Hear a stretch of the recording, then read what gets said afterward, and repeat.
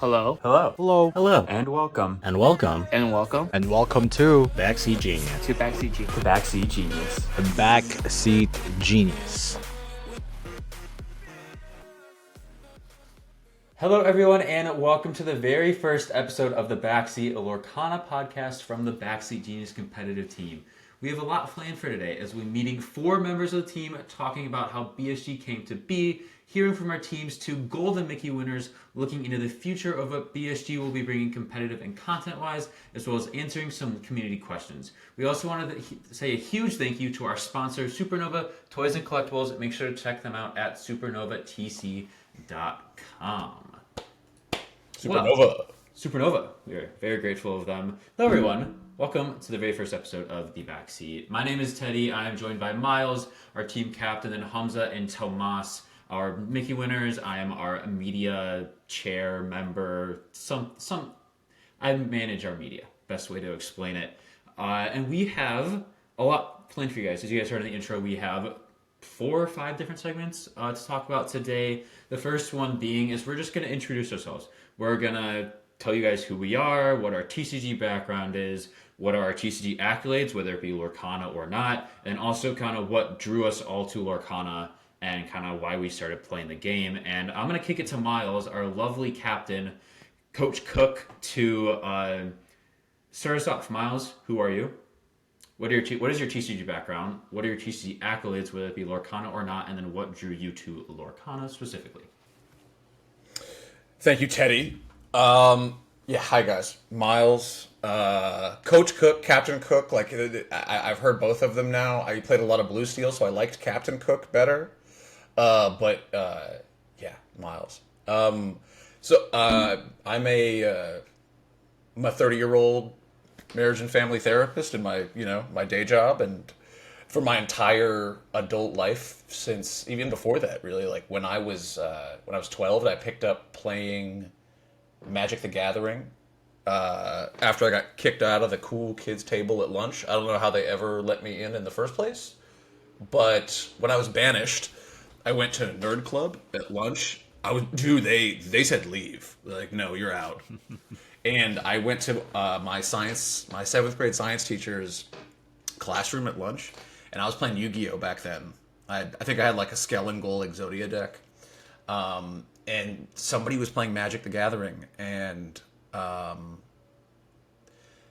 first I wanted nothing to do with it, but the more I watched it, the more depth I saw. And Mr. Noddings, the teacher, had just a huge collection of cards that we could take from, and that was enough for me. Because I didn't even know you could buy singles back then, like when I was 12 in 2006. So I started playing Magic, and I played Magic off and on for a decade. A couple of day 2s, Grand Prix Portland 2017. I was playing Hazoret Red, great burn deck back then. And then GP Oakland 2012 playing Living End in Modern. But outside of that, a pretty casual player. If anyone had ever told me that I would be in management at all for a card gaming team that wasn't related to Magic, I would have told you that you were crazy. I was like one of those Magic players. It was like, Magic is the only game. Why would you play anything else? I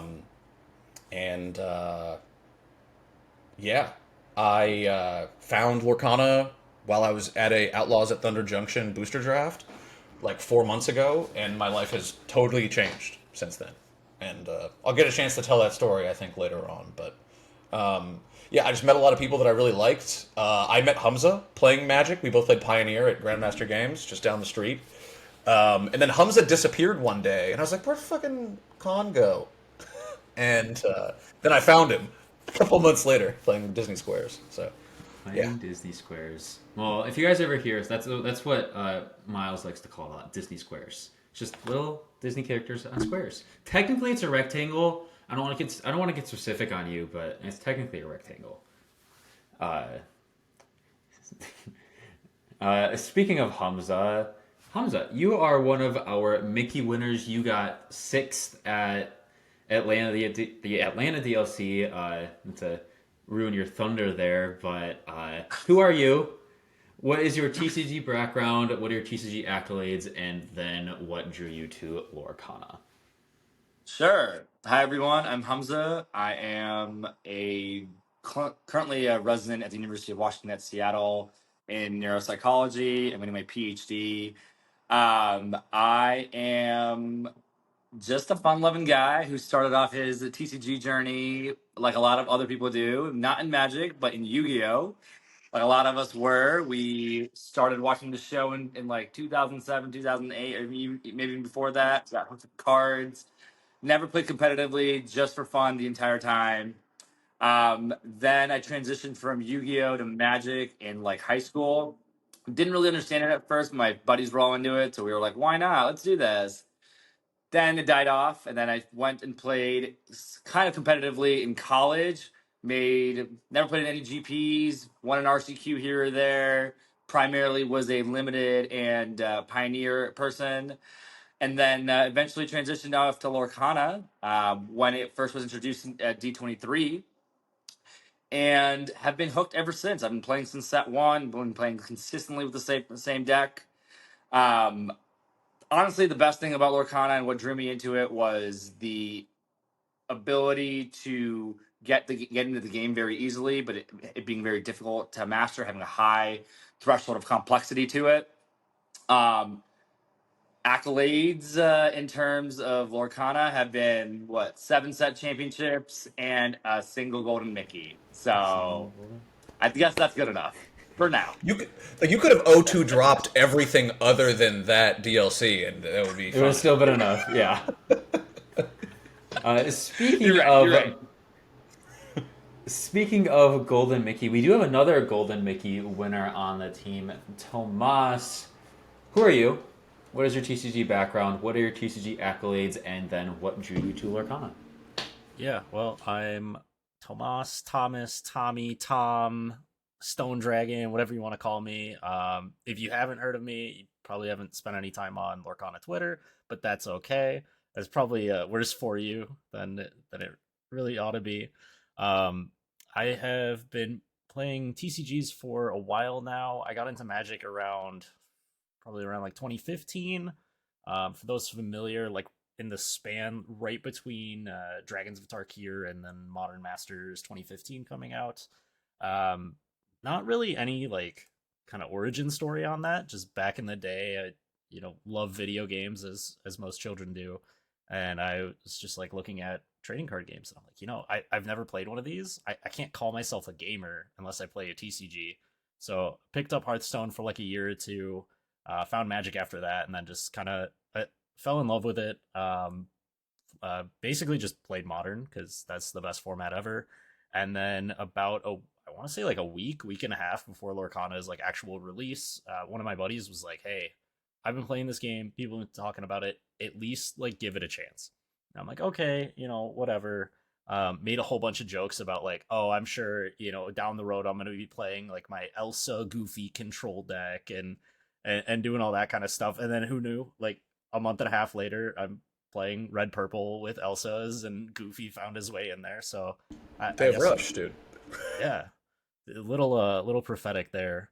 And I mean, kind of same thing drew me in as what Humza was talking about. It's a very classic, like simple to learn, hard to master kind of game. I really love how there's kind of the more like meta game stuff like every game, and then you get down to like micro decisions with your inking and that kind of stuff. So even though on the surface it's not as complex as something like Magic, there's still a lot to delve into. And then as far as like accolades go, I work retail, so I don't really get out to events very much. I've played like one RCQ, set champs. I've played a handful each season, a couple promos from that, one Stitch playmat, and then the little golden Mickey, third place at DLC Chicago, no big deal. It's nothing. Just an item on the shelf, the collecting dust. But why didn't you win though? Why didn't Yeah, you win it? Like, Oh, I mean, I was just there. I was playing Lorcana with 1,000 of my closest friends. Like we were big chilling all weekend. People were like freaking out about deck lists and all that. That's something we can get into at some point. But made it into top 4. I sat down. Opponent hands me their deck list. I see the matchup. It's my absolute worst matchup, and it's the first round, all of day 2 that I'm on the draw. I was like, oh, all right. I'm gonna take 3rd or 4th place. That's fine. I got my Mickey and I can go home. Just sat there and died in about 2.5 minutes on coverage for the first time I was on stream, so that was sweet. But, Can I find that footage? Can I find that footage, Tomasz? EnlightenedIlluminaires.com. EnlightenedIlluminaires.com. I believe it's there. Okay, I was gonna say I don't know if that footage actually is anywhere. On YouTube. So I believe day 2 is. Well, the thing is, those streams tend to cut off, like at the 8-hour mark. I think, like for recording, I don't know why. So if people, I don't know, like believe that's what I heard, but. You can see me wear my hat backwards as I get destroyed, and I definitely deserve to get destroyed for wearing my hat backwards. I promise that was the coverage team asking me to flip the logo around on my hat. I would not purposefully wear my hat backwards like that. Don't come after me. What logo was it? I don't remember. It was just like some little logo, but it wasn't Disney, so we don't want it. Yeah, sticklers. Teddy, what about you? Who are you? Who am I? Well, my name's Theodore Weinert, but I go by Teddy. I'm a 20-year-old college kid. I am currently in Indianapolis for that, studying sports media with a minor in esports communication and graphic design. So, you guys see me do the graphics. That's what I do. I'm slowly learning there. What is my TCG background? My TCG background is late middle school, early high school. I started playing Pokemon. Pretty competitively in the Chicagoland local area. Obviously, as a kid, I wasn't able to make it out to many events. I think I made it to a few regionals. Fun story: my first ever Pokemon regional, I was playing an off-meta deck. It had just been cards that I had opened in a pack, and then for my birthday, my parents said, "Okay, we'll help you finish your deck for this event." And so we went up to Madison, Wisconsin. Beautiful city. Absolutely love that city. I would love to see Lorcana have a regional there. But I went in and I started 3-1 into the lunch break. And my first ever, this was in juniors. This was maybe I'm I don't know, 14, 15, 16. I don't remember what year it was. And then after lunch break, I lose every single round and finish 3-6 on the day. It was just I only needed 3 more wins. I remember sitting at the top table. I'm like, how am I here? And then it just kind of went down the drain the rest of the day. But that's kind of where I got my start in TCGs, playing competitively. And as high school went on, I was able to start driving out to different events in the area. But once I went into college, I'm like, okay, this is college. I'm not a lot to do. TCGs are kind of the way they out. I sold all my Pokemon cards. But little did I know, I would stumble across a article about Disney Lorcana just a few weeks later after I did that. It was probably only a few weeks in between that happened. And this was right after D23 in 2022. I found the Lorcana HQ Discord server, and it kind of went from there. I created the Glimmer Gang podcast, which I'm also part of outside of BSG. Me, Blake, and Sean have ran that for 49 episodes so far. We're on hiatus, but we will make a return soon, hopefully soon. And so yeah, that's kind of how I got into Lorcana. My TCG accolades. I have 4 set champs, top 4. I have a finalist for one of the Ursula set champs. And I finished top 200 at Chicago, I believe, which was really fun. So yeah, that's me. It's Teddy Weinert. You met Miles, Humza, Tomasz, and then myself. But you want to meet BSG, and how did this come to light? How did this team of Chicagoland players, very high-level players, come together? And I'm going to kick it back over to Miles. Kind of, how did you come up with the idea to form this team as a whole? Nice plug for your other podcast, Teddy. I like that, dude. That was clean. I'll get mine at the end. Yeah. You have one too, Tomasz? Podception. Is that a taken podcast name? Probably. So, how did this work out? So, I think this story starts with a question I didn't answer before, which is what drew me to Lorcana. So, I'm playing the Outlaws of Thunder Junction draft. This is like early May of this year, right? And at the same time this Thunder Junction draft is happening, there is a set championship for set 3 happening at a little shop called Spellbound Games in downtown Chicago happening. And like there are like 30 people here for this event. It's a Saturday morning. That's a lot of people. So I was like, okay, this isn't a local. There's something going on here. And then I hear somebody next to me say, dude, I really have to get that mat, dude. That's like 800 cash. And like I'm drafting, right? I'm like drafting Magic. This is like pack 2 or pack 3, and I just dropped my pack. I was like, huh? $800 mat. And then I'm like, all right, you know what? Stay focused. Stay focused. This was a terrible draft deck, which shows you like where my attention was. You want to talk about terrible draft days, Miles? That was sealed. That was an excellent limited player. At a midnight draft event or sealed event, I went 3-0 and Miles went 0-3. That is not true. I went 0-2-1 and conceded to my last opponent. We'll get to that story. We'll get to that story in another podcast. Anyway, so and then like pack 3, right? Pack 3 of this Magic draft. Somebody's like, "But dude, you got to get the Stitch. The Stitch is like $900." And now I'm not paying attention to Magic anymore at all. I like stand up from my table because I have like a 4-pack stack in front of my opponent, and I like walk over to this Lorcana event. And I'm like, "What the f are you guys doing over here?" And like, "Oh, this is Lorcana." And I sit down in the middle of this draft and I watch 3 turns of the game. And I'm like, "Oh wow, this is just like Magic, but there's no priority system." And I went to a couple of events, and I hung out with the people that got there early and stayed late, and I met Key Rose and Justin, other members of Backseat Genius who were early members, who you guys will meet on this podcast eventually. I very quickly ran into Johnny, who you guys will meet, and a person I hadn't seen in a while, Humza, playing Lorcana. And I was like, okay, I see. That's what's going on here. This game has wheels. Disney is backing it. I love these movies. Like the idea, dude, of like getting into a trading card game like at the ground floor was just like super exciting. And I've always been an organizer. Like I've liked to bring people together. I enjoy like camaraderie and team building. One of the reasons why I'm trying to like play less video games and more card games is because it's social and I have to like leave my apartment. It's good for you. So yeah, they're great people. Everybody here is awesome, and our team so far is constructed. It's great. And Backseat Genius came from a set championship about a month and a half ago.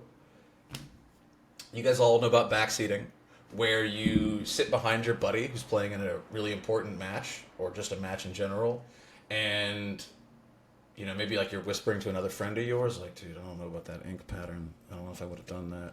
It's like, ooh, quest there? I don't know. And then after the game, of course, win or lose, your friends just come over to you and just roast you to oblivion for all the mistakes that you made. It was like, and I remember this happened to me at the event, and I was like, I don't really want the backseating right now, like both of you guys. And somehow from that came Backseat Genius. Like, you geniuses, like, I'm good. I don't need any more of that.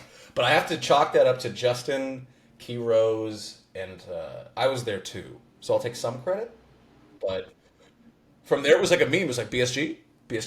And then I was like, all right, I'm gonna hire a graphics guy to do this. And I reached out to a bunch of guys I knew that were better at the game than I was. And, you know, man, here we are. And we're fucking stacked. So I'm really happy with where we are. I think we have nothing but runway ahead of us, and I think we're gonna kill it. That's well, BSG. yeah. There's BSG. If you guys ever want to know how this team came to light, there's that. It's a funny story actually. Tomasz and I weren't originally a part of the team. It was kind of funny. I personally had an idea to create a team, and then I got word of mouth that Miles was creating a team. And Miles and I had talked about me staying with you guys at Dallas. Didn't know who each other's were, but I had thrown a message in a Chicagoland Discord, and then we met one night at I think it was the midnight set champ for Ursula's Return. And then that's kind of where we got in touch, and then Tomasz and I came on a little bit later after kind of we joined forces. Oh, it's a cat. Anyways, cats aside, we also have more stories to hear about. We're telling a lot of stories today. We're going to hear from Humza and Tomasz about their Mickey winning adventures. We're going to start with you, Humza. You were sixth place at Atlanta DLC. Tomasz is third place. So how did that go for you? What was your whole experience like for that? Stress? Were you like excited? What, just walk the listeners through that whole experience. So that experience was one of my favorite of all time in anything I've ever done. That's one of my favorite experiences. That was my birthday weekend. And basically, I came into that experience not knowing what I was getting into because that was my first big TCG event ever, other than like an RCQ, which usually weren't as big as a 2,000 person tournament. I came in with the spiciest deck you can possibly imagine. It was a little calm in the sense that I played red blue, which is what I'd been playing since set one. However, the big thing, and as some of you may know, I decided to play 72 cards, 12 cards more than what people usually do. And everyone always asks me, why 72? Where's this from? How did you get here? And my answer, and it's the same answer I always give, it was because of the potential matchups. I needed an ability to have an answer at any point in time, and you can't pull an answer if it doesn't exist. And my answers needed to exist. It could have been any number over 60. I came up with the idea based on the ratio of uninkables to cards that gained value, and I came up with the number 72. Do I ever recommend playing that? If you're feeling risky. I felt risky that day. So anyway, my tournament went as well as you could really hope. I went 3-0 first 3 rounds. I was feeling pretty good. You head to lunch. Went 1-1 afterward. I was like, oh, not loving that. Went 2-0 after that. I was like 4-1. I can probably draw and probably get into it. But all my friends were like, no, Humza, don't do it, don't do it. And I was like, you know what happens. I go to my 5th round opponent. I get 0-2'd. I was like, all right, time to actually try. This is going to suck a lot. 6th round, go 2-0. 7th round, go 0-2. And so now I was in this predicament where I could try to draw in, most likely wouldn't happen, or I'd have to 1-1-2-0. I go 1-1 the last round, the second to last round.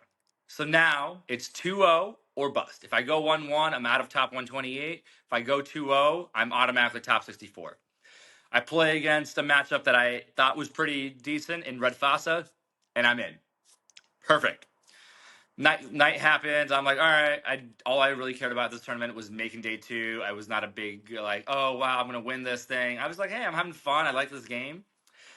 My buddy J Bomb, who is a very big main player in the Chicagoland community, was like, hey Humza, like, who are you playing against? I was like, what do you mean? He's like, the deck lists were released at night. I was like, oh, did not realize that's a thing. And so I ended up playing Blue Steel in my first round, which is as a red blue player a pretty good matchup. I played Green Steel in the round of 32, which was my worst matchup. But shout out to my MVPs, Scar and Hades, for coming clutch and winning me that game.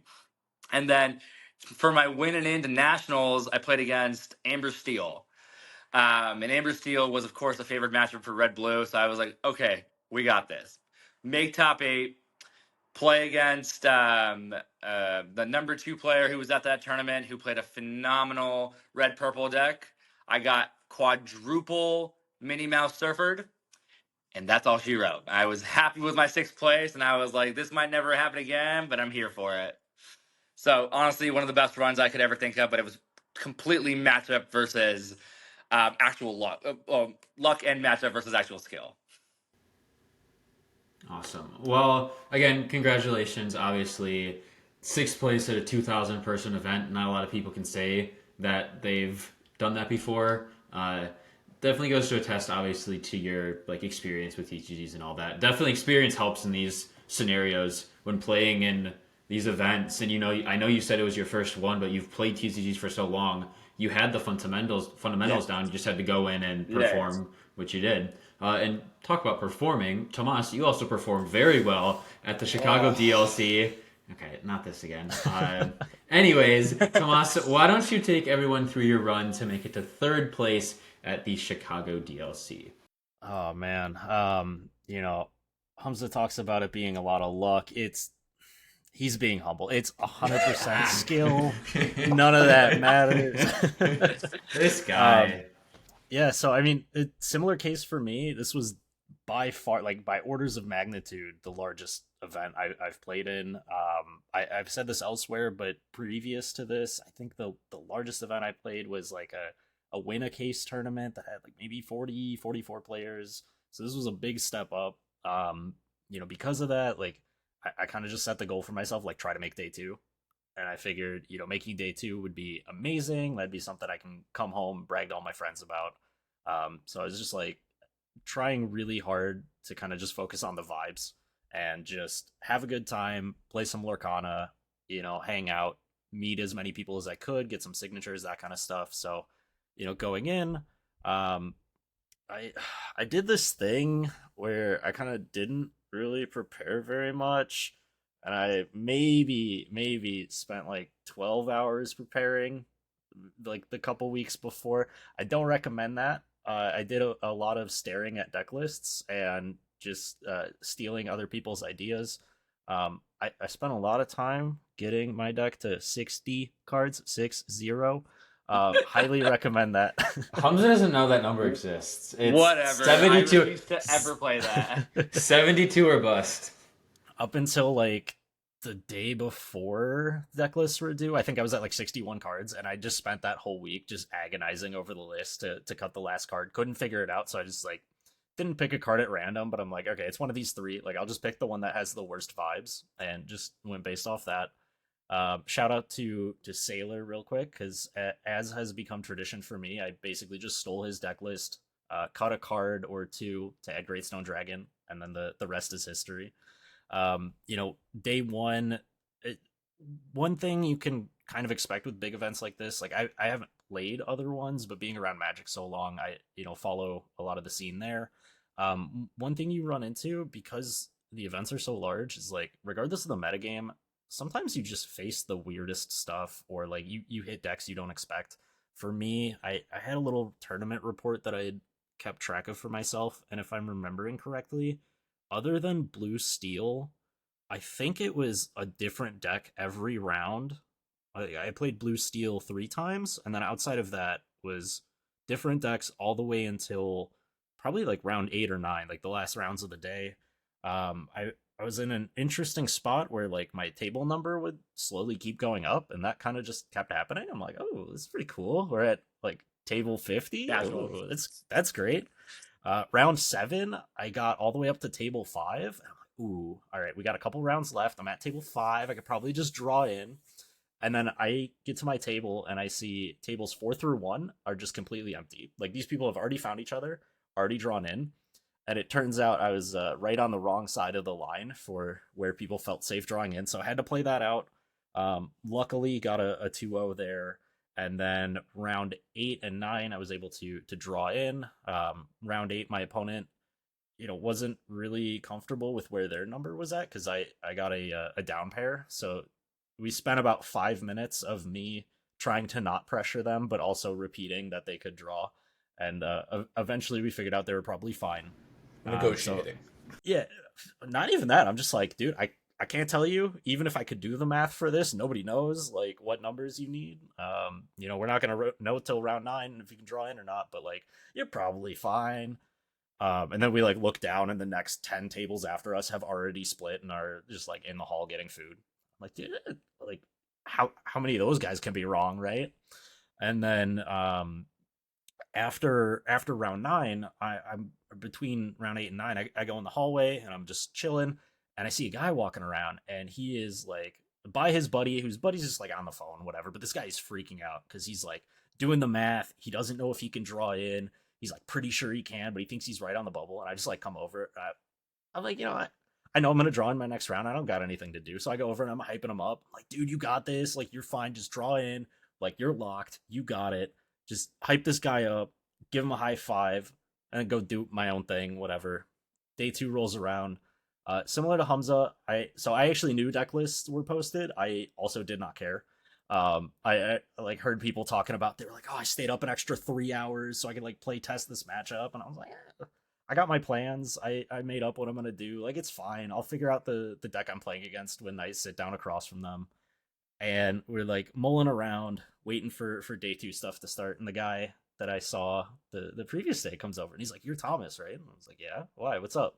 He's like, Do you remember me?" I was like, "Yeah, dude. Like, you're pretty cool. I remember you. Like, I saw you in the hall, right?" And he's like, "Yeah. So we're playing in the round of 64 or 32, whatever it was." He's like, "You're my first round opponent."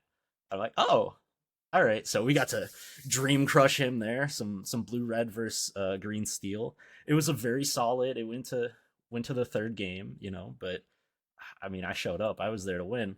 Played a bunch of green steel and blue red through top eight.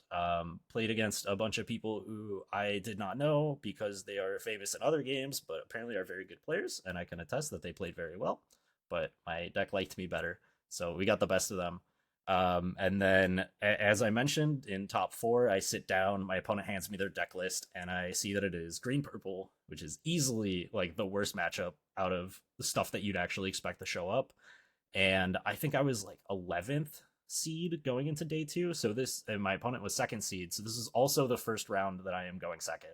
I'm like, all right, well, I mean, I'm going to try, like, not going to just give up, but I'm going to just accept that I got this Mickey and we'll chill. And then we can go watch the finals. And I very swiftly got O2'd in, honestly, probably about 5 minutes on coverage. Like, it took longer for us to set up our game and everything. But shout out to all the judges and everything though. Like, everyone was super great.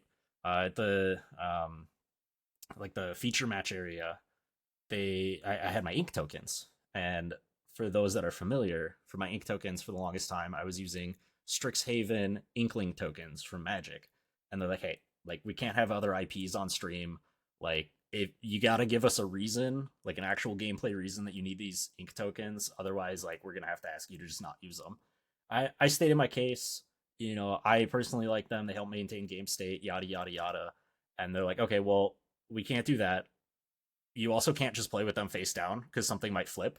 They're like, the best we can do, you can play with the empty sleeves. So I'm sitting there, like, unsleeving half my tokens.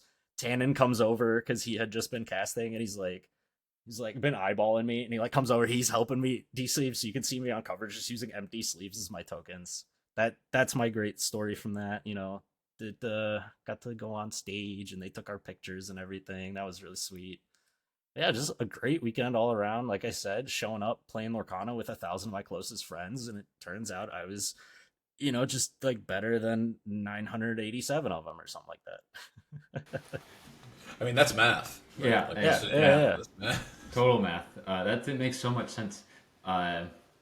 Yeah, I can attest to like how great that the PPG staff has been running these tournaments. Yeah, they've had their mishaps and like melee hasn't worked at some point, but it's just like you roll with the punches. And every tournament, these have gotten better. At Dallas, we had a stage where people could watch and all that. I can attest to the casters being great. I'm good friends with Brandon and Rebecca, and I got to meet Tannen in Chicago, so it was really nice, kind of just experience all that in Chicago as well, and kind of say, wow, we're at like a big Lorcana tournament. But yeah, those are our Mickey winner stories. Again, thank you guys for sharing those. Is it really cool to kind of just see those like point of views from these high level players who have placed really high.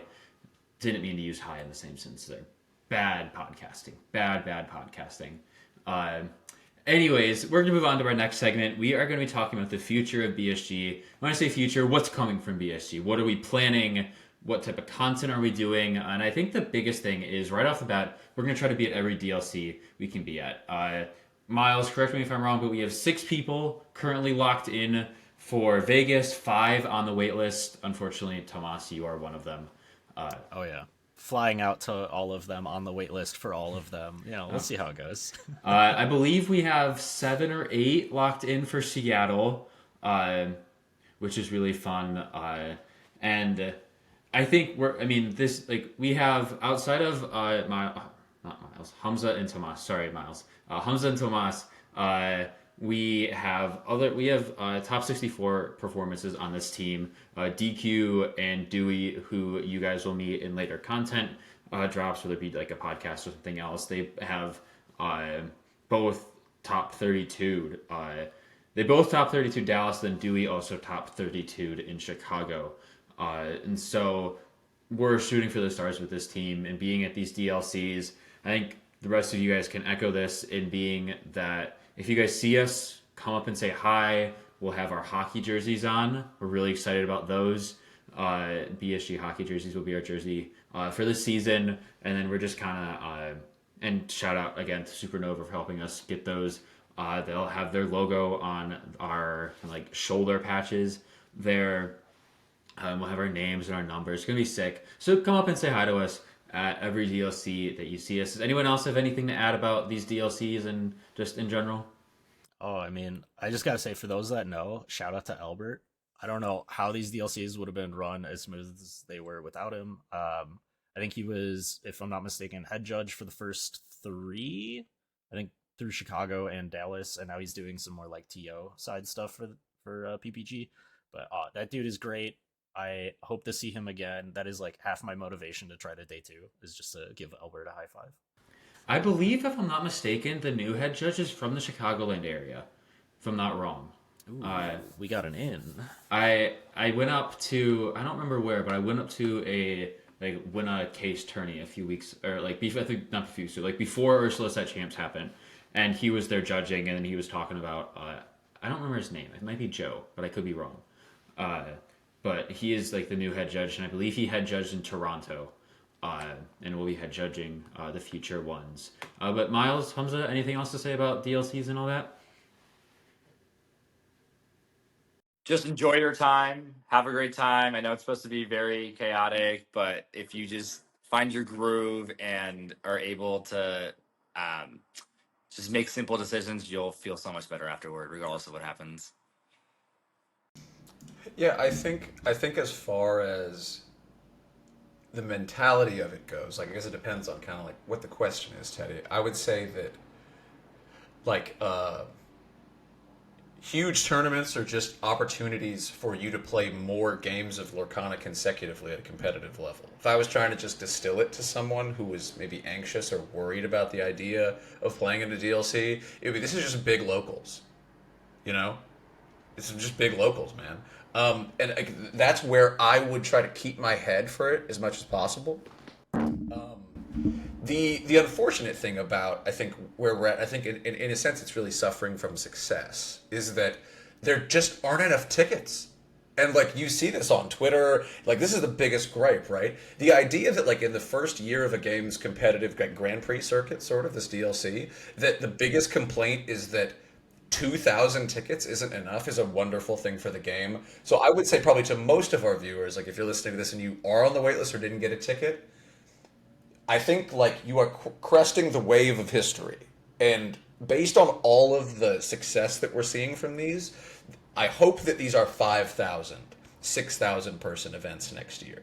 So if you got in, have fun, breathe deep. These are just people like you. You know, they're here to have a good time. Don't turn... What did the Ravensburger person say at Chicago? There are villains in this game, but don't turn into one yourself, you know? Call Get judges... that on a shirt. Get right? that on a shirt. Get that on a shirt, dude. I know, like, my DLC experience, man, was crazy. Like, I was 404 going into the last round at Dallas. 1-2-0, and I was in. I was on Blue Steel. And I sat down to a guy who played turn 1 Diablo. And I was like, green steel again. It's a bye. We got this. And then I was like, okay, I played my popsicle. Yeah, I was like smiling. I was like, I got this. Like, it's locked up, baby. And he goes Ursula. And I was like, fine, you can have the grab. He takes my grab. I'm like, it's fine. Like, this is blue steel. Like, you're gonna play your Diablo shift now, whatever.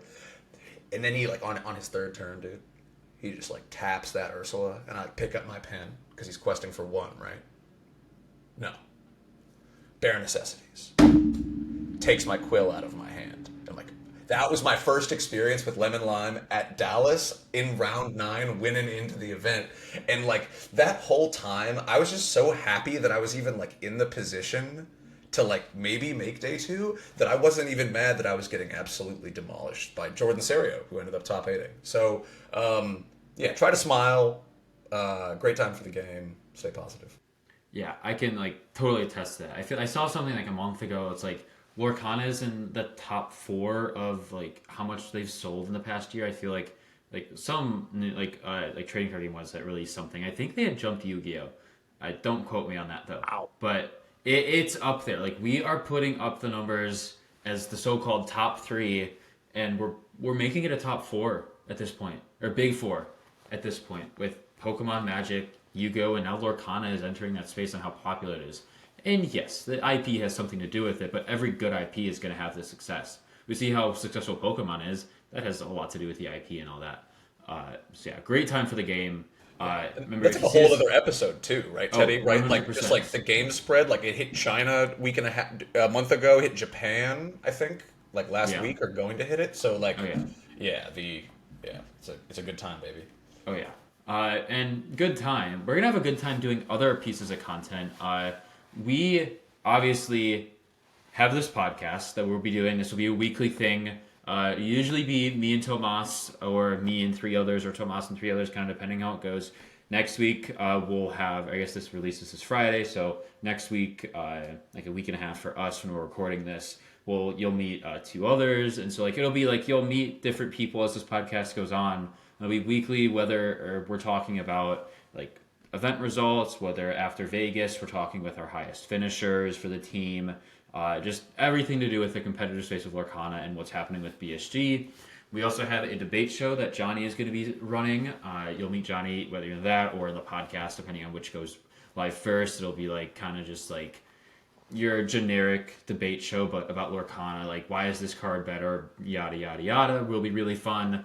And then we also have like VOD reviews where we're backseating and stuff like that. So lots to come on the content space. And just, yeah, make sure you guys, if you're listening on Spotify, hit us with a follow. YouTube, subscribe, follow us on Twitter to get all the updates from that.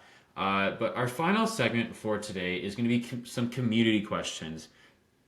These were posed to us over on Twitter. And Miles, you're going to start from B Squared. And what is his question to us? You are muted, sir. I'm back. Sorry about that. Yeah, very excited for future content too.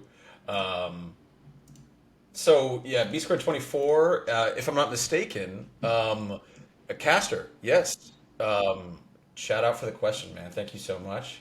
What is BSG? What is Backseat Genius's, the team's ultimate goal for this next year? I think it's a twofold kind of question, right? Like this team was formed because the foundation of this team are a group of friends, and like our goal, like before anything else, is to enjoy the time that we spend playing the game, right? Like we're a local Chicago team, and that's different, I think, from TFM or maybe Labyrinth, where a lot of these teams kind of came together by a wide grab of like, show me the brains from wherever they are and bring them to me.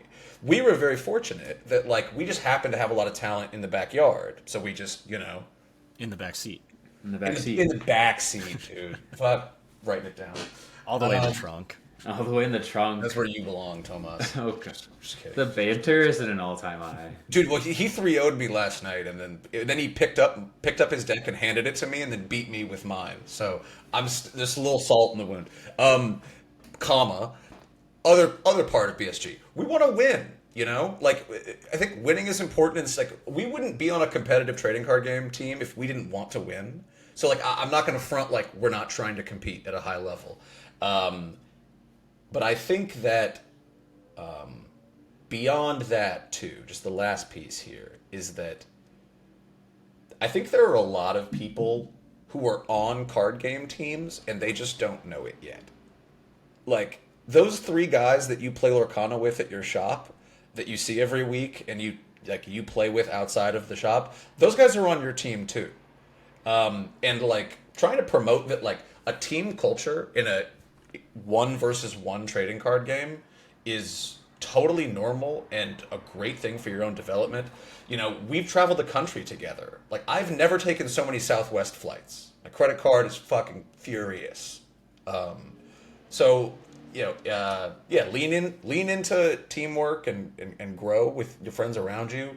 Have fun and win. You know, if you don't win, that's okay. You know, maybe one of your teammates wins. You know, and then we rally around them. So some vicariousness there. So yeah, that's what I would say. Be squared, and thank you for the question. Awesome. Well, the next two are kind of just more competitive based questions, like what we do with our mindset. The first one comes from Adam underscore DDAVP, a great Chicagoland player. Played him in a set champs. He roasted me with hyper aggro in set 4 when I was on red purple, and I didn't see a 1 or 2 drop, and I was like, okay, yep, that's how I lose. Anyways, his question is: when a new set comes out, example set 5 just recently coming out in the past few weeks, what is the team process? What does the team's process look like for evaluating cards, new decks, updates to old decks, testing, question mark, etc. So recently we've kind of now like we've had a few weeks as the team's been formed, the roster's been filled out. We've been meeting at Supernova every week for locals and kind of doing that. And recently, Tomasz has updated our team Discords where we have a chat for every single ink combo. Obviously, some get used more than most. We have all of them there. The blue-yellow may not ever get used, but we'll see. We'll go back to set 1. Oh, gosh. Anyways, enough of that talk. But yeah, for like evaluating new cards, like all of us have a different like habit. I don't know if that's the best word for using it or for best word to explain it, but like some of like I know personally, I'll kind of wait till the full set's there and then look at everything because we could see a card early in like new card release and like I'll glance over it obviously. Like we'll see a new card and like that we think is gonna be amazing. Like we saw Jafar Wheel, like the wheel version where like you exert and you gain lore based on how many cards you draw. And we thought, oh, that's going to be amazing. It's a $40 card on release. And then we saw it's going to be really bad. And so I think for evaluating cards, at least for me, and it may be different for the others, it's just kind of waiting until the full set is kind of panned out. New decks, same thing. Updates to old decks. I kind of delete all of my decks and then make new ones. And then testing, like I said, whether we're testing online or in person, it comes down to that. But I kind of want to pose the question to any of you guys, whoever wants to answer it. What do you guys do when you're evaluating new cards? How do you guys go about that? I can go. Oh. I'll go for it. Go ahead. Oh gosh. Humza, I insist. No, I go to Humza. Humza. All right. 72. So my way, Me too. my thing is the more cards I can add to my deck, the better. Why not play 90? Why not play 140? But it primarily enough deck box. goes down to yo, build me a new one, please. It primarily goes down to what do I think is going to be from an ability perspective when I'm playing the game normally. What do I look for? Like, what am I hoping gets printed? And if a card is pseudo like what is I want to get printed, that's what I'm gearing towards. So, for example, we all knew that Daisy was going to be broken in the sense of it being something you have to answer right away, akin to Diablo. But I don't know how many of us thought that like the 2-drop look to the future card lets you look at 5 was going to be so visions of the future was Yes. going to be so impactful, right? And I was like, hey, like I would love to not have to play Popsicle into how far I'll go. I'd love to be able to look for more or play Gaston instead to be able to find my answer. And so automatically from what decks I like to play, I'm already thinking, how can I upgrade them? It's different than what people like in the sense of like, I'm not trying to make new decks. I'm just trying to make my decks better just because it's what I'm comfortable with. And that's not everyone's cup of tea. As we know, Set 5 meta is extremely diverse. It's probably the most robust meta we've seen so far because anything can win. Yeah, Red Purple won the CCG 10K, and we've seen, sorry, not Red Purple, Steel Song Blue. won that, but Red Purple did really well. So it to me, it's what is the value, and can I build around that value? And if not, where can I add it so that it's not being wasted? And of course, there's always a chance that I'm wrong, and I'll take that and I'll own it and I'll tell everyone I own it. But I don't like the guessing game. I like to know in facts. So Yeah. Yeah, I think the biggest thing like TCGs is knowing the facts. Like we can see tangible evidence that we have upwards of 8 different decks that are competitively viable right now.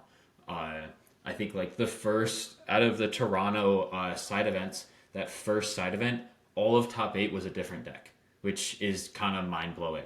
I think the only like meta that we've had this big was at the end of set 3 for like Atlanta, where and it felt like anything could win that. And like we went to set 4 and Bucky ran rampant and it was very limited. But yeah, Tomas, you were gonna say something. What do you go about like evaluating cards when a new set comes out and all that? I was gonna say like it. I think one thing to keep in mind is like evaluating sets versus evaluating specific cards is a little bit of a different thing. For like cards specifically, similar to what Humza was talking about, like things to look for are either like new effects, like unique effects. A good example is like how in the last set the steel decks had Rise of the Titans, and now Sapphire has gotten two new cards that have a similar effect. Whereas before, like one of the big things with the blue red deck was like you needed an answer to Queen's Castle. Like you had to have something in play and play a Maui or play Maui with the Vitalosphere, and now you can just use Hideaway or Cusco. So looking for like new unique effects like that, or even if it's something that already exists, like looking for things that improve the rate on a certain effect. Like that's why Daisy's so strong, is because just the rate that you get for that one ink, sometimes it probably draws them a card, but getting a 1/4 that quest for 2 for only 1 is a better rate than we've had so far. And then just as far as like evaluating kind of the whole set as like what cards are going to show up, I I will talk about this a lot, and I'm not ashamed to say it. I love looking at other people's deck lists, and I honestly almost never actually look through the whole set list. I don't think I actually know all of the cards in every set, except for like set 1. And that's because like a lot of times the first couple weeks I'm just looking at what other people are playing, and that's how I like to figure out what I want to then go test. And from there you can kind of look and see like, oh, this deck, I got 56 cards and I'm really looking for like something to fill this specific role, and you can go, searching through whatever deck builder you want to use. But a lot of it is just kind of, seeing what other people are throwing at the wall, and kind of building off that. Yeah, and I think that's the great thing about a team is like we have a team, whether it's, and we use team, like yes, we're organized under a name, but like Miles said, you have a team from your locals. Like if you have we have a Chicagoland Discord that's filled with everyone. You can bounce ideas off of those people if you need those last 4 cards for a deck. And so there's so many ways to kind of like find that and all that. And before we move on to the last question, Miles, did you have any thoughts on this process and like how you go about evaluating cards and all that? Man, I've never been a great deck builder, and I'm gonna eat that.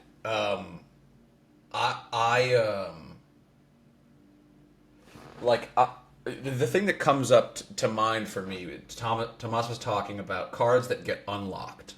Like, I have a whole binder full of cards, specifically, that are currently bad that I think are great. Right? Like, you guys know what I'm talking about? Like, Give us an example. Rourke was in there for 3 months. Lyle, right? Lyle, like, I had 7 copies of Lyle when set 5 came out. Still do. I just ordered 5 more just because I like him so much, right? And like when I was looking at Lyle when I was playing green purple, because I used to play green purple tempo, right? Set 3, the deck that Tomasz was talking about was like his boogeyman.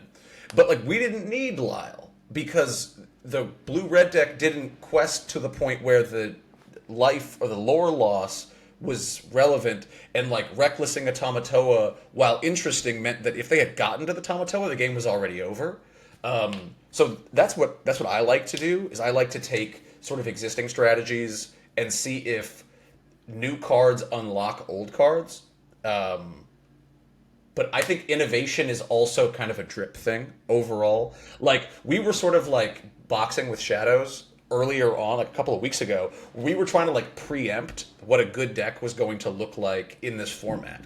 Like, Artabax's first green bounce deck was like 4 Sir Hiss, and three little Pegasus, preempting the idea that like Diablo was still going to be a large threat in this format. Turned out just wasn't. Clarabelle was better. Those cards were preemptive and not great. So like you're always trying to guess and react and guess and react. And I think that's beautiful. And there's luck there for sure too. But yeah, I try to follow minds sharper than my own when it comes to my final 60 generally. Yeah, and I think that's the thing about TCGs is everything's changing. Nothing is ever set in place. There's always going to be like I guarantee you there are deck strategies that work that maybe the better than anything we've found that the Ravensburger testing team knows about. And I mean they're obviously under NDA and they just don't talk about it. But now, they're still waiting to be found. And so I think that's the great thing about TCGs. And so we do have one more question again from Adam. Tomasz, you want to take us through this one? Yeah, so Adam asks, how are you preparing for events? For example, like DLCs, set champs, that sort of thing, with intentionality. So like running opening hands, kind of like scripting the first 3 to 4 turns, evaluating tech cards, looking at matchup spreads, and like expected metagames, that kind of stuff. I think right now we're in a really interesting spot for that. We have DLC Vegas kind of right around the corner, so we're sort of in kind of like a transition phase. When the set first comes out, like we were talking about, like throw a lot of stuff at the wall. And especially we have a few people on the team that I think are really good at that, at just like trying a bunch of stuff. And from there, between the events that have happened and the just like the quote unquote data that we've gotten from our own testing, we have a better idea of like what we need to look into further and kind of prune things down from there. And I would expect, within the next couple weeks, like leading right up to the DLC, we'll probably have people, more either locked in on specific archetypes or like a couple decks, and then from there just trying to drill down further. And especially with like a lot of people in this team having already been used to like playing with each other, I think we have sort of those habits kind of built in, at least for some of us, where it's not even always a conscious thing. I'm sure as we get closer to the DLC and we have our list locked in, like we'll focus on this more. But it's a lot of just like jamming games, tuning from there, jamming more games, sending someone a deck list, they call it cringe, so you go cut 12 cards, jam some more games, like that kind of stuff. And then kind of just drilling down from there once we have a more specific idea of like what we want to be playing and stuff.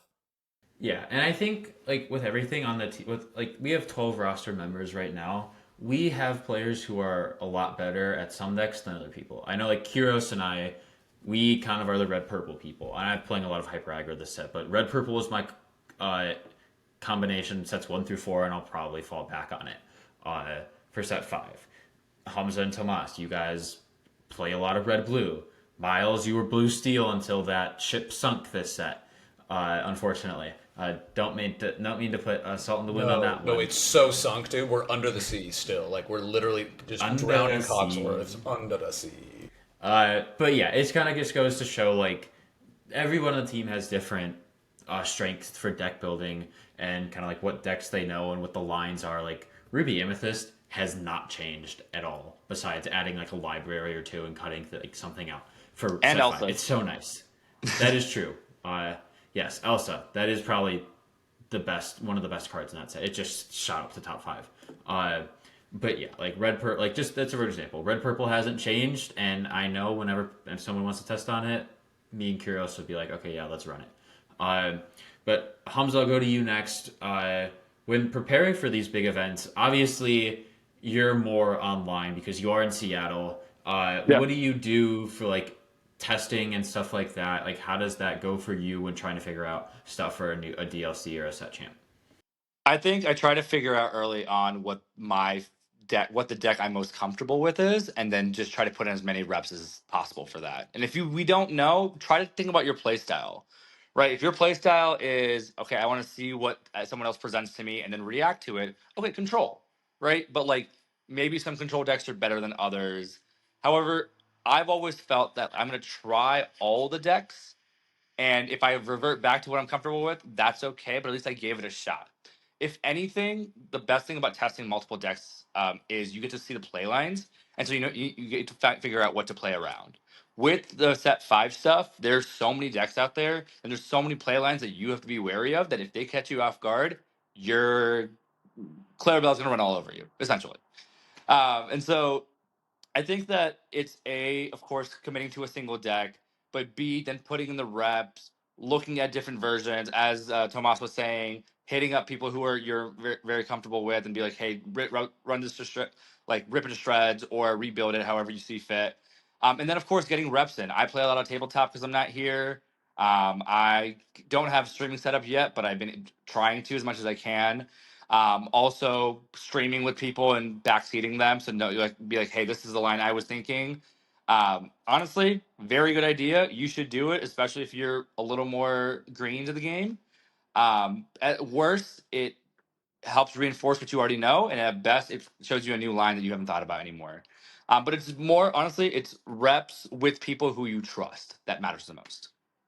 Yeah, I can attest to the point of like finding lines you didn't even know. Kendall Burdett put out a Ruby Amethyst primer, and I'm like, okay, yeah, I'll buy this, $5. And the playing Kuzco and then playing Crab on a Kuzco on turn 3, Feels so good. it had something, it had never clicked in my head until I read it in set 4. And like that's the thing, it's just like you're always finding new things, whether it's from a guide, or it's from backseating. Miles was testing before, and I was watching his game, and he had played a while on a Diablo and quested with Rafiki, but I'm like, don't quest with that Rafiki because Diablo is that's just a free knockout, and the Diablo is not going to die. And then obviously Abe, who you'll meet again, he's our wonderful Supernova sponsor, also on the team.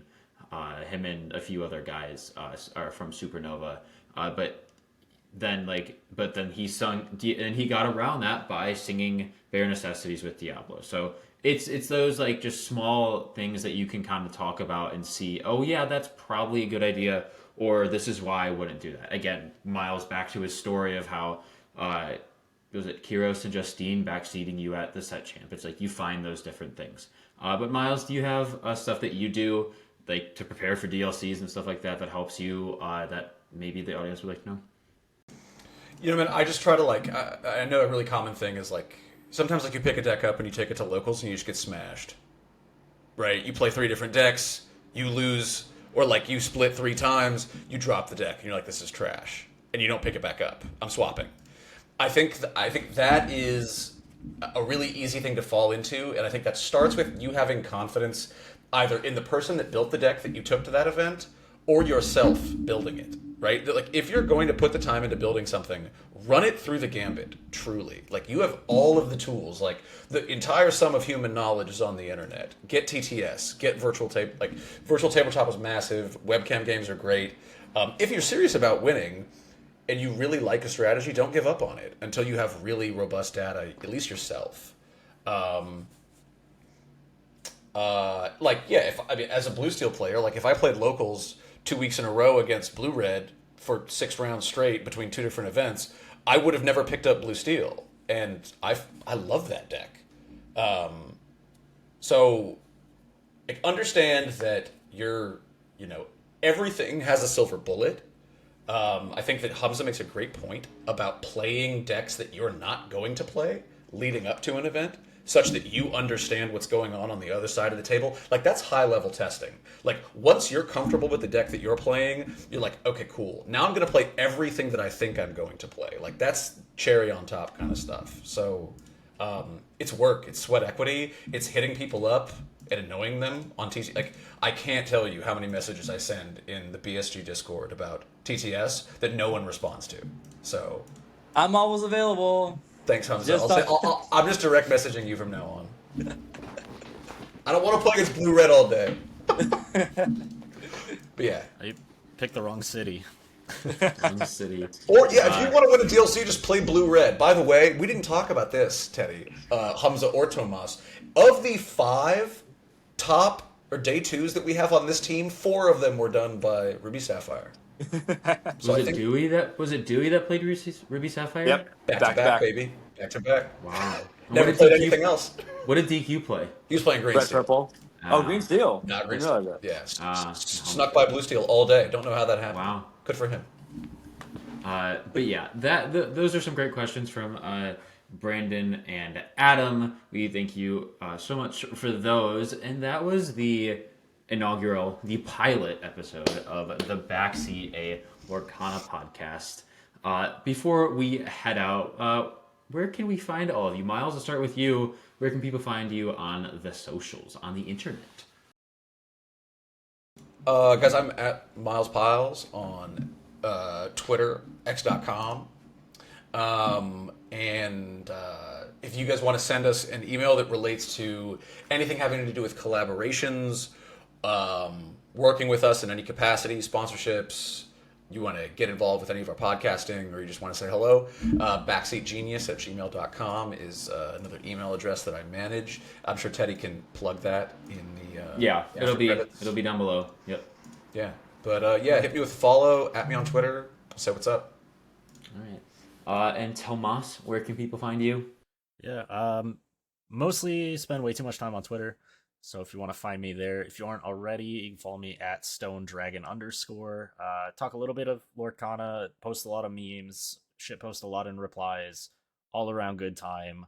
I'm gonna be honest. I think I promised people that I would do a giveaway like 50 followers ago, so maybe we'll do something for that. Sorry, I forgot. I just remembered. I'm so sorry, but we'll figure something out. BSG brings out the best in you. Yeah, if you want to hit me up there, feel free, DM me questions. I'm going to be honest, about half of the questions you can ask me, the reply is going to be, I have not played enough games of this set. Like, go ask someone that knows what they're talking about. But I'm always happy to talk. PPG, anybody from there, if you guys are listening, like, if one of the casters gets sick in Vegas, I didn't do it, but if you need someone to fill in, hit me up. That's what I got. Side commentary. He'll backseat the entire tournament. He'll backseat the top table, the stream table. Dude, give me a GoPro. I'll do it. And then Humza, where can people find you? Sure. I'm on X, formerly known as Twitter, as HumzaCon25.